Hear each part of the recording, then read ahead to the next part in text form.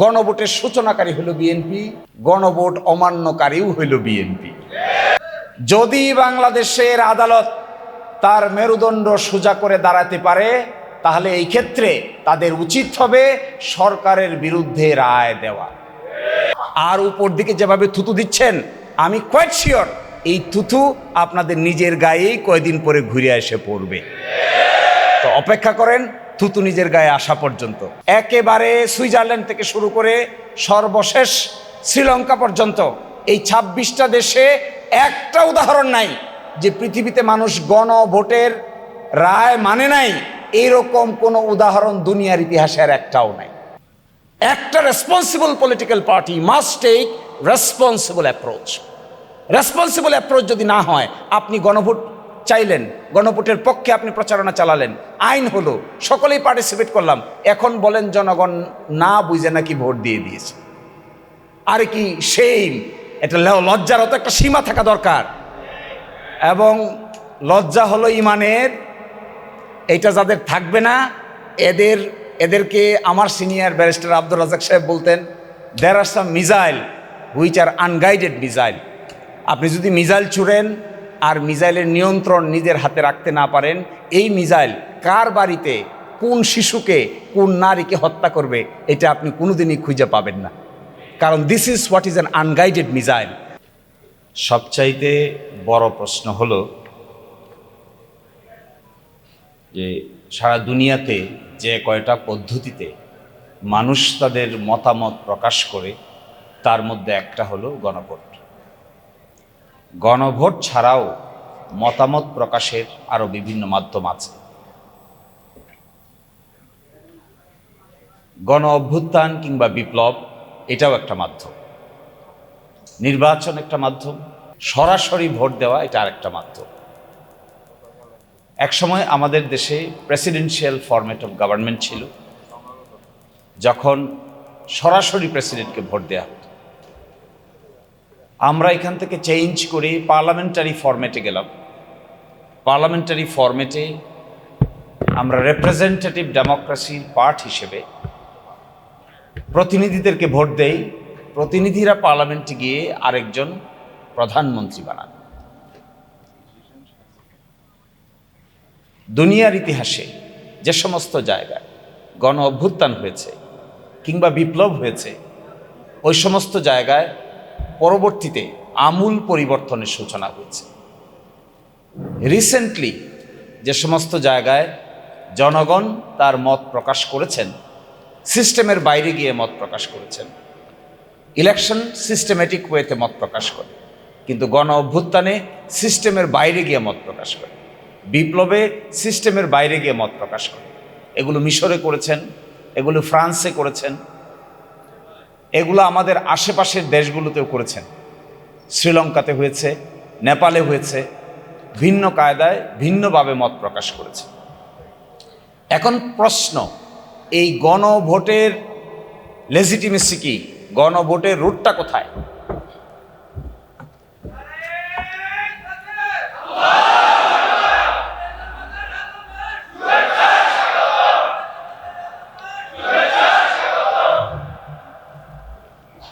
আমাদের দেশের সংবিধানের 7 নম্বর অনুচ্ছেদে বলা আছে, এখনকার সংবিধানের 7 নম্বর অনুচ্ছেদে বলা আছে, প্রজাতন্ত্রের সকল ক্ষমতার মালিক হলো জনগণ। প্রজাতন্ত্রের সকল ক্ষমতার মালিক হলো জনগণ। জনগণের অভিপ্রায়ের পরম অভিব্যক্তি রূপে এই সংবিধান প্রজাতন্ত্রের সর্বোচ্চ আইন। তাহলে এই সংবিধানটা জনগণের ইচ্ছার বহিঃপ্রকাশ। আর রাষ্ট্রটা কি? রাষ্ট্রটা হলো বাংলাদেশ একটি একক, স্বাধীন এবং সার্বভৌম প্রজাতন্ত্র। দেখবেন পার্লামেন্টে দাঁড়িয়ে আমাদের মিস্টার হোম মিনিস্টার তিনি বলছেন যে বাংলাদেশের সংসদ নাকি সার্বভৌম। এটি একটি ভুল তথ্য। বাংলাদেশের সংসদ সার্বভৌম সংসদ নয়। একমাত্র বাংলাদেশে জনগণই সার্বভৌম ক্ষমতার মালিক। তাহলে সংসদ সার্বভৌম নয় কেন? কারণ আর্টিকেল 65-এ বলা আছে সংবিধানের 65-এ বলা আছে পার্লামেন্ট কি করবে, কোন কাজটা করতে পারবে। বলা হচ্ছে সংবিধানের বিধানাবলী সাপেক্ষে প্রজাতন্ত্রের আইন প্রণয়ন ক্ষমতা সংসদের উপর ন্যস্ত হইবে। সংবিধানের বিধানাবলী সাপেক্ষে হতে হবে। এমন কোনো কাজ পার্লামেন্ট যদি করেন যা সংবিধানের বাইরে, তাহলে বাংলাদেশের সুপ্রিম কোর্ট এটাকে অসাংবিধানিক ঘোষণা করে দিবে।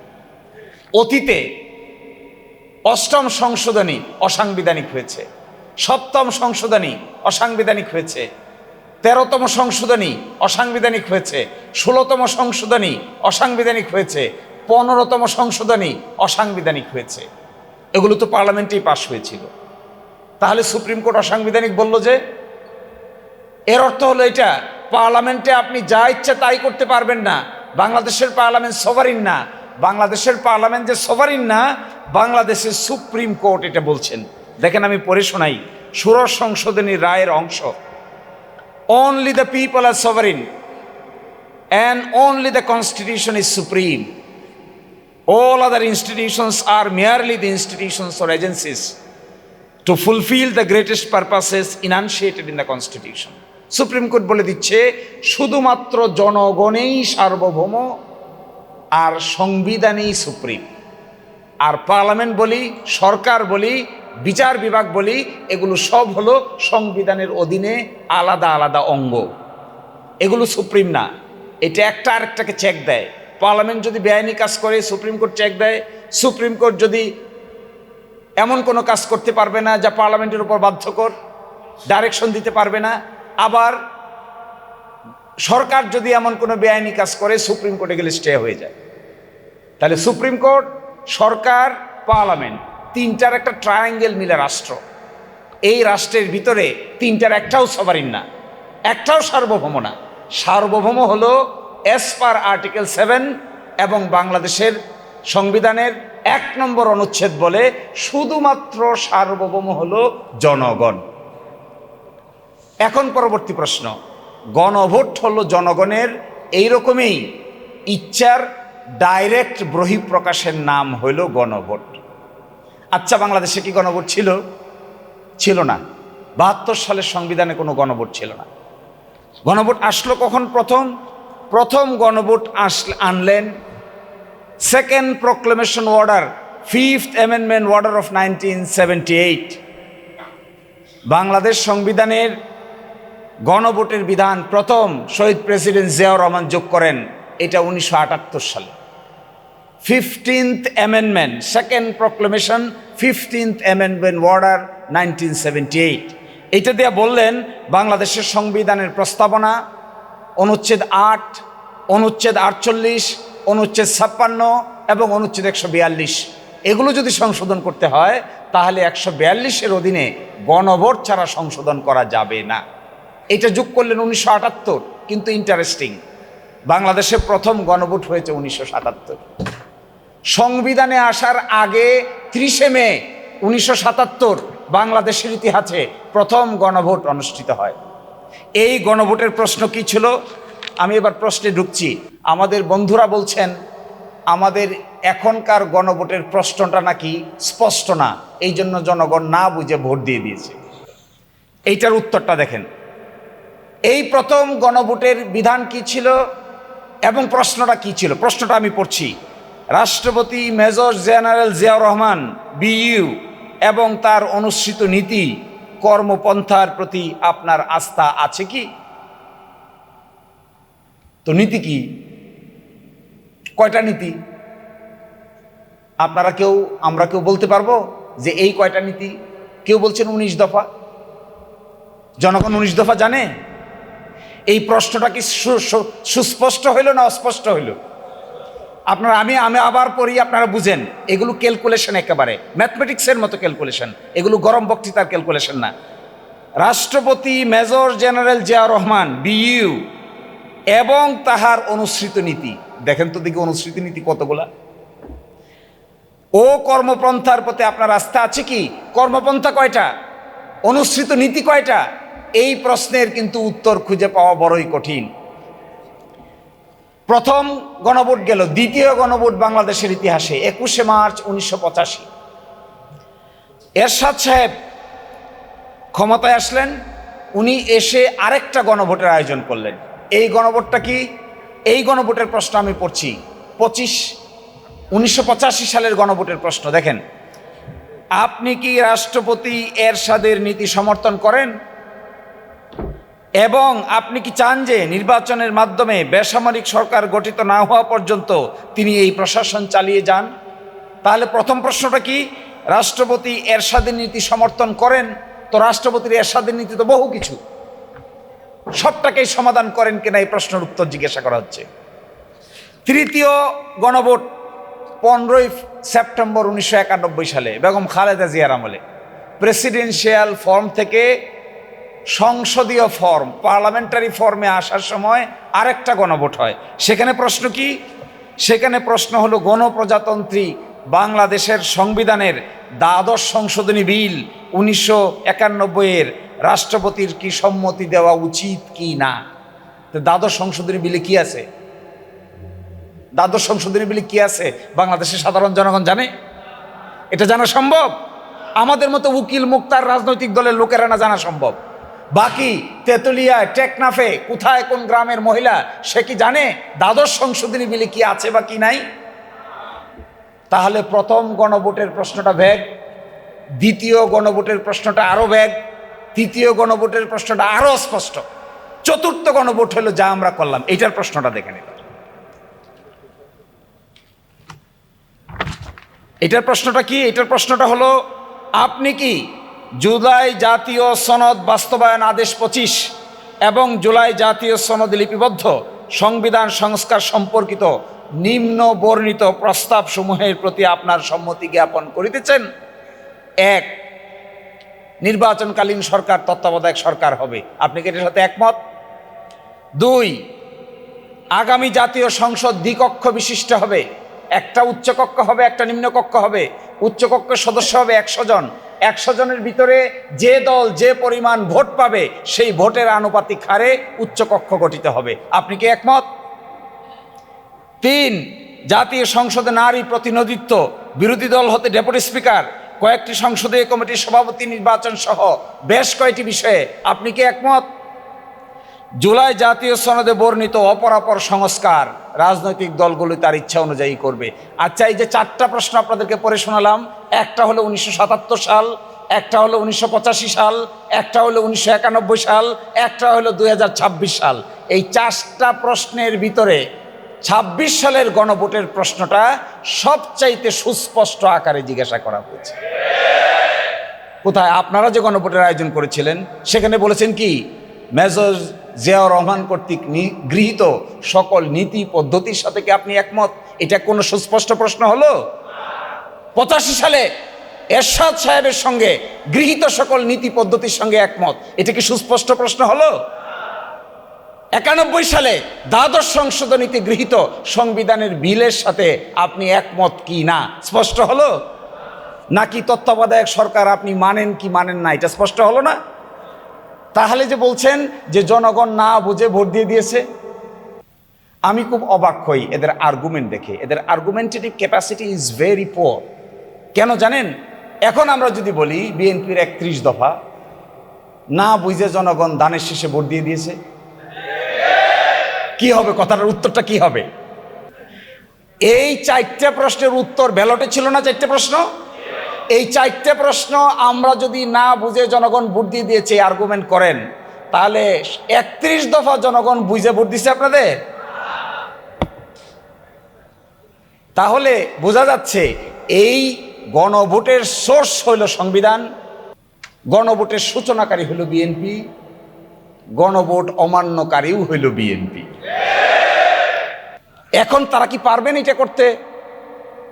অতীতে যখনই অমান্য করেছেন তখনই ক্রাইসিস হয়েছে। আমি দেখাচ্ছি আপনাকে কোথায় ক্রাইসিস হয়েছে। বড় ধরনের ক্রাইসিসের জন্ম হয়েছে কখনো সাংবিধানিক ক্রাইসিস, কখনো পলিটিক্যাল ক্রাইসিস। বাংলাদেশে তত্ত্বাবধায়ক সরকারের 1991 সালে বিচারপতি শাহাবুদ্দিনের নেতৃত্বে যে নির্বাচন হয় তার আগে 3 জোটের রূপরেখা হয়। এই 3 জোটের রূপরেখা 91 সালে ক্ষমতায় আসার পরে তারা বেমালুম ভুলে গেছে। 91 সালে এসে একটা গণভোটের আয়োজন করে প্রেসিডেন্সিয়াল ফর্ম থেকে পার্লামেন্টারি ফর্মে আসছে।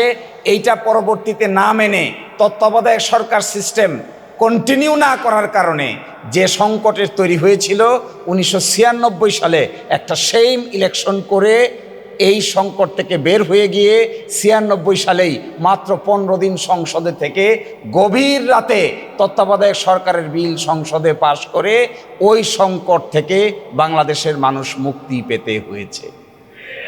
তা আপনারা আবার করবেন এটা?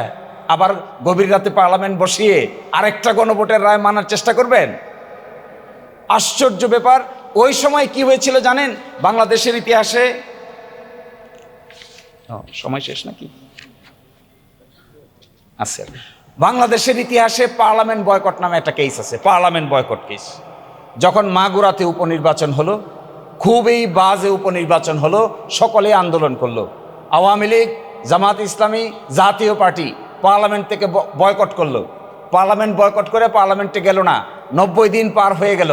বাংলাদেশের সুপ্রিম কোর্টে একটা রেফারেন্স চালু করলেন। রাষ্ট্রপতি জিজ্ঞাসা করলেন, 90 দিনের বেশি ওনারা পার্লামেন্টের বাইরে আছেন, ওনাদের পার্লামেন্ট সদস্য আছে কি নাই? এটাকে বলে পার্লামেন্ট বয়কট কেস। বাংলাদেশের ইতিহাসে এইটাই প্রথম রেফারেন্স। ওই রেফারেন্সে প্রথম উত্তর এসে সকলেই বয়কট করলো, ক্রাইসিস হলো, আন্দোলন হলো, কিন্তু একটা নির্বাচন হলো, কেউ পার্টিসিপেট করলো না। অবশেষে রেজাল্ট কি হলো?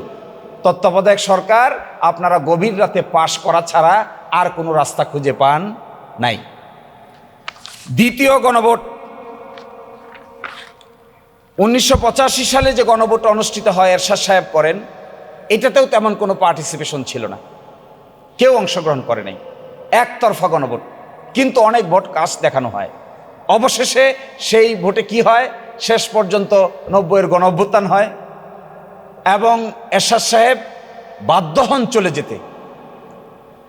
আবার 1991 সালে বেগম খালেদা জিয়া এসে যে গণভোট করেন, ওই গণভোটের রায় মেনে নিয়ে তারা পার্লামেন্টারি গভর্নমেন্ট চালু করে। কিন্তু সেখানেও 91 সালে এসে 96 সালে এই সিস্টেমটা ঠিক রাখতে পারেন নাই। সবচাইতে জটিল প্রশ্ন, গতকালকে দেখলাম আমাদের মিস্টার হোম মিনিস্টার বলেছেন যে গণভোট বৈধ। শুনেছেন কালকে? উনি আইনের একটা নীতি আছে, এটাকে বলে ফ্যাক্টাম ভ্যালিড। আপনারা দেখবেন একটা ইংরেজি শব্দ এখন উনি ব্যবহার করেছেন, এটা মূলত ল্যাটিন শব্দ, ফ্যাক্টাম ভ্যালিড। ফ্যাক্টাম ভ্যালিড মানে হলো এটা যেটা আসলে বৈধ না, কিন্তু হয়ে গেছে তাই বৈধ। কেমন কি? যেমন আপনি অপ্রাপ্তবয়স্ক একটা ছেলে একটা মেয়ে বিয়ে করে ফেলেছে, সন্তানের জন্ম হয়ে গেছে, আইনে বলা আছে 18 বছর আর 21 বছর, কিন্তু বিয়ে করে ফেলেছে 15 বছর আর 17 বছর। বিয়েও করে ফেলেছে, সকলেই দাওয়াত খেয়ে ফেলছে, অনুষ্ঠানও হয়ে গেছে, সন্তানের জন্ম হয়ে গেছে। এই ক্ষেত্রে আমাদের আইনে একটা নীতি বলে, এটাকে বলে ফ্যাক্টাম ভ্যালিড। ফ্যাক্টাম ভ্যালিড হলো বিয়ে যেহেতু হয়ে গেছে, সকলেই যেহেতু মেনে নিয়েছে এবং যেহেতু সন্তানের জন্ম নিয়েছে, আইন অনুযায়ী 18 এবং 21 বছর না হলেও এই বিয়েটা বৈধ বিয়ে। তো বাংলাদেশের এই পার্লামেন্ট যে গণভোট হয়েছে, উনি কালকে স্বীকার করেছেন, প্রথম দেখলাম ফ্যাক্টাম ভ্যালিড হয়েছে।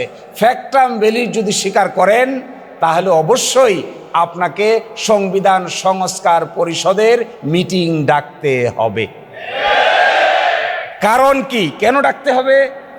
কারণ এখানে দেখেন, ফ্যাক্টাম ভ্যালিড স্বীকার করে তো বিপদেই পড়ছে। আমরা এটা নিয়েই এখন অনেক কথা বলবো। দেখেন, গণভোটে উপস্থাপিত প্রশ্নের উত্তর প্রদত্ত সংখ্যাগরিষ্ঠ ভোট সূচক হইলে কি হবে? তো স্বীকার করছেন তো গণভোট হয়েছে, বলেন এটা বৈধ তো। কালকে দেখবেন বারবার বলছেন বৈধ তো ফ্যাক্টাম ভ্যালিড, এই কারণে বৈধ তো ফ্যাক্টাম ভ্যালিড যদি বৈধ হয়, তা পরবর্তী কাজ কি আপনাদের কাজ হলো গণভোটে উপস্থাপিত প্রশ্নের উত্তরে প্রদত্ত সংখ্যাগরিষ্ঠ ভোট সূচক হইলে কি করবেন?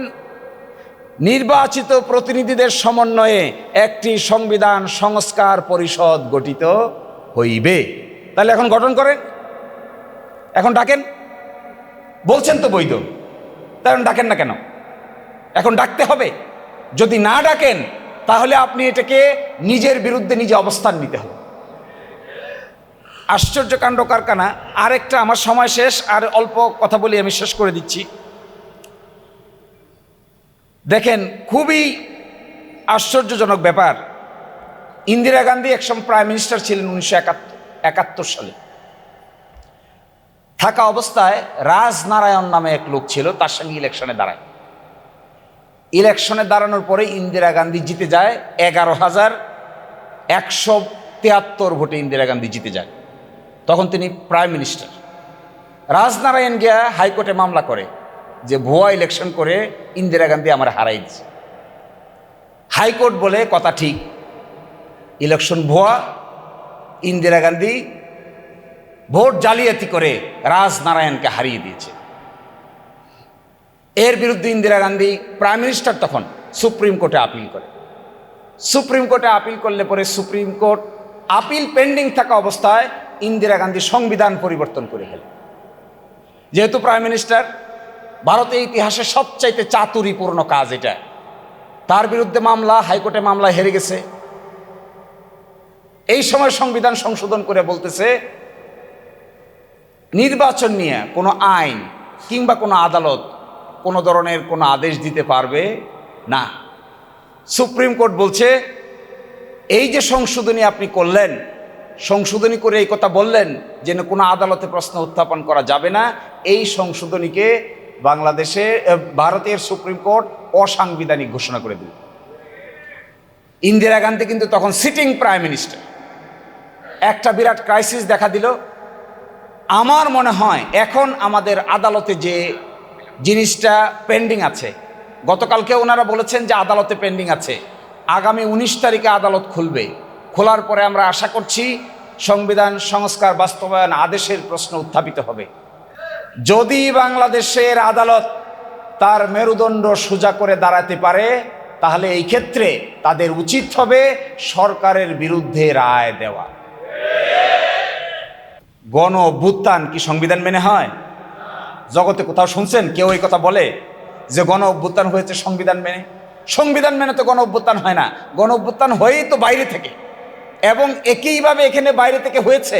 এখন এটাকে আদালতের সাবজেক্ট ম্যাটার বানিয়েছেন। আমি আপনাদেরকে লাস্ট অনুরোধটুকু এটাই করার, আমার কনক্লুশনটা এটা যে যদি গণভোটের ফলাফল মেনে নিয়ে সংবিধান সংস্কার সভার বা পরিষদের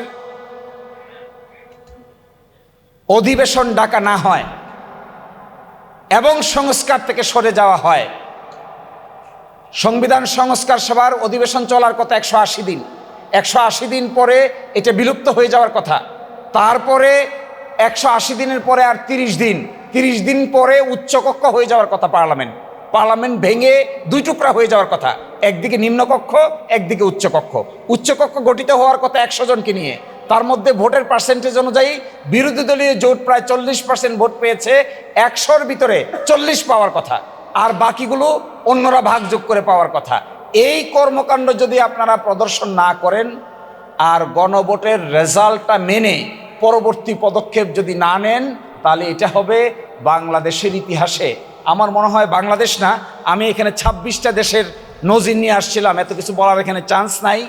একেবারে সুইজারল্যান্ড থেকে শুরু করে সর্বশেষ শ্রীলঙ্কা পর্যন্ত এই 26টা দেশে একটা উদাহরণ নাই যে পৃথিবীতে মানুষ গণভোটের রায় মানে নাই, এইরকম কোনো উদাহরণ দুনিয়ার ইতিহাসে আর একটাও নাই। তো আমি আপনাদেরকে অনুরোধ করব, আপনাদের উচিত হবে, আমাদের সকলের উচিত হবে এই গণভোটের রায়টা আপনারা মেনে নেবেন। You will comply with the referendum, and according to the referendum you will comply with the other provisions of the order, and you will call for constitution reform. অ্যাসেম্বলির মিটিং ডাকবেন, সেই মিটিং 180 দিনের মধ্যে শেষ করবেন। শেষ করার পরে দ্বিকক্ষ বিশিষ্ট পার্লামেন্ট হয়ে যাবে, সংস্কারগুলো বাস্তবায়ন করবেন, গণভোট ইমপ্লিমেন্টেড হবে। তখনই বাংলাদেশ একটা নতুন যাত্রার সূচনা হতে পারে। আর যদি তা না হয়, তাহলে যেই লাউ সেই কদুই থেকে যাবে। আরেকটা সাংবিধানিক ক্রাইসিস তৈরি হচ্ছে, অনাস্থার ক্রাইসিস তৈরি হচ্ছে, কোর্টে গিয়ে ক্রাইসিস তৈরি হচ্ছে। আমি খুব অবাক হই, এই রাজনৈতিক প্রশ্নের সমাধান তারা কোর্টে নিয়ে গেছে। আচ্ছা বলেন তো, তত্ত্বাবধায়ক সরকারের সমাধান বাংলাদেশের কোর্ট দিয়ে বাংলাদেশের ইতিহাসে কি ভালো হলো না খারাপ হলো? তত্ত্বাবধায়ক সরকার প্রবর্তন করেছিলাম আমরা রাজনৈতিকভাবে, এটাকে ওনারা নিয়ে গেছেন কোর্টে, কোর্টকে বলছেন অসাংবিধানিক। 17 বছর দেশে আগুন জ্বলছে, এখন এসে কোর্ট আবার বলছেন সাংবিধানিক। তো এখন সাংবিধানিক হিসেবে আবার তত্ত্বাবধায়ক সরকার জাতির জীবন থেকে চলে গেছে 17 years. This approach is a bad approach, chaotic approach, destructive approach, unconstitutional approach, unpolitical approach, unstable approach। বাকিটা সবাই ভালো থাকবেন। আসসালামু আলাইকুম।